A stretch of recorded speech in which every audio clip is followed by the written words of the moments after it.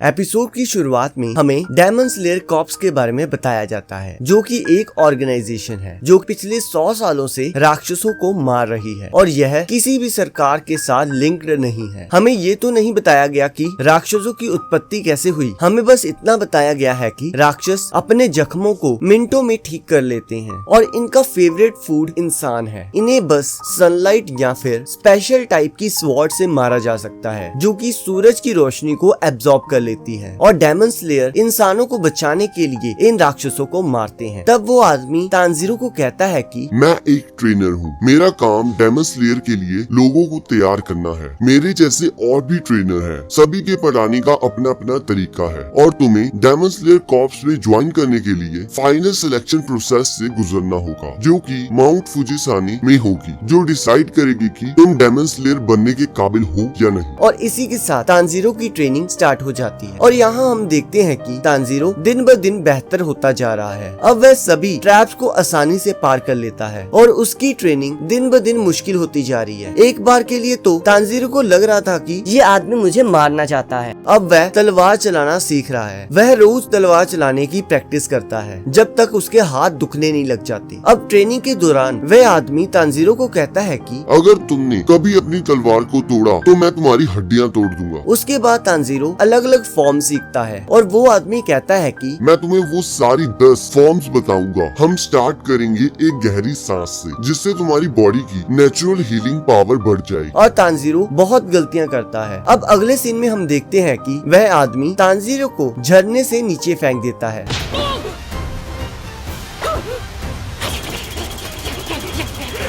और अगले सीन में हमें पता लगता है कि नेजुको पिछले 6 महीनों से सोई हुई है, जिसका कोई भी कारण पता नहीं लग रहा। उन्होंने डॉक्टर को भी दिखाया पर कुछ पता नहीं लगा और तानजीरो कहता है कि मुझे डर है कि कहीं एक दिन मैं उठूं और नेजुको मरी हो। अब 1 साल बीत जाता है और वह आदमी तानजीरो को कहता है, मैंने अब तुम्हें सब कुछ सिखा दिया है, अब जो करना है तुमने करना है, जिससे पता लगेगा कि तुम अगले लेवल में जा सकते हो या नहीं। अब वह आदमी तानजीरो को एक बड़े पत्थर के पास लेकर जाता है और कहता है कि अगर तुमने इस पत्थर को 2 हिस्सों में काट दिया तो मैं तुम्हें फाइनल सिलेक्शन में जाने दूंगा। अब तानजीरो सोचता है कि कोई तलवार इसे 2 हिस्सों में कैसे काट सकती है और वह आदमी हवा में गायब हो जाता है। अब उस दिन के बाद तानजीरो रोज प्रैक्टिस करने लगता है और उस पत्थर को काटने की कोशिश करता है, पर फिर भी उसे किसी तरह की कोई भी सफलता हासिल नहीं होती। अब 6 महीने बीत जाते हैं पर अभी भी वो वहीं का वहीं है। तब हम देखते हैं एक और लड़का वहाँ आता है और तानजीरो को कहता है, तुम बहुत स्लो हो, कमजोर हो और इमेच्योर हो। मैं ऐसे लड़के को डेमन स्लेयर नहीं मानता। और वह तानजीरो को लड़ने का आह्वान देता है और कहता है, मुझे दिखाओ तुमने अब तक क्या सीखा है। और तब तानजीरो कहता है, तुम्हें चोट लग जाएगी। तब वह लड़का हंसते हुए कहता है, तुम्हें सच में लगता है तुम मुझे छू भी पाओगे। और वह तानजीरो पर हमला कर देता है और वह बताता है कि वह भी इस पत्थर को पहले काट चुका है। और यहाँ हम देखते हैं कि तानजीरो बुरी तरह पिट जाता है और वह लड़का कहता है कि तुमने 1.5 साल में कुछ नहीं सीखा, तुमने बस चीजों को याद किया है, पर तुम्हारी बॉडी अभी भी पहले जैसी कमजोर है। और वह लड़का तानजीरो को बेहोश करके